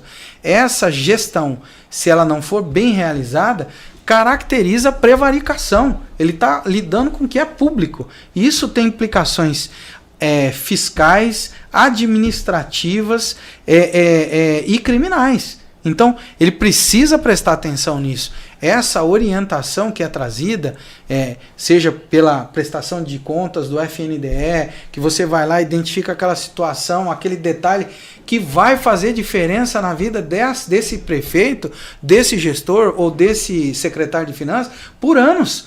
5, 10 anos, ele está amarrado naquilo. Ele pode ter um patrimônio dele bloqueado, penhorado, e responder processo criminal porque não prestou atenção. Né? Não é mais fácil prestar atenção? Não é mais fácil fazer a coisa acontecer da forma correta? Pedir ajuda, pedir auxílio, buscar quem tem conhecimento para poder fazer a coisa acontecer é muito importante. O trabalho que você, por exemplo, exerce na questão da prestação de contas, ele deixou de observar um detalhe, é o galho que fura o olho. Não prestou a conta, e isso você falou hoje de manhã, a gente aprendeu com você hoje pela manhã. Você disse, mesmo que ele tenha feito lá a obra, 90% da obra, o dinheiro está lá, todo dentro da obra, mas ele não prestou a conta direito, ele não fez o que ele tinha que fazer, se essa conta que foi prestada for recusada, ele tem que devolver o dinheiro, o tijolo está lá, a construção está lá, inacabada, mas está lá, o investimento está lá, mas ele é obrigado a devolver, e eles não têm ciência, não têm conhecimento, ou não têm a consciência disso. E isso é importante você avisar. Porque esse prefeito, quando ele sair de lá, daqui 5 anos, daqui 10 anos, ele tem que devolver esse dinheiro. E corrigido, aí? Né? E corrigido. E aí? Haja patrimônio para responder por isso, né? Não é mais fácil prevenir do que remediar? Né? Isso é o ditado dos nossos avós, né? Mais fácil prevenir do que remediar. Vai lá, verifica isso, presta conta, faz o que você tem que fazer. Faz a tua lição de casa. Né? Faz o teu trabalho aí, ó, chama quem tem competência, quem tem a condição técnica de te orientar da forma correta para você não ter problema amanhã. Né? É muito mais fácil.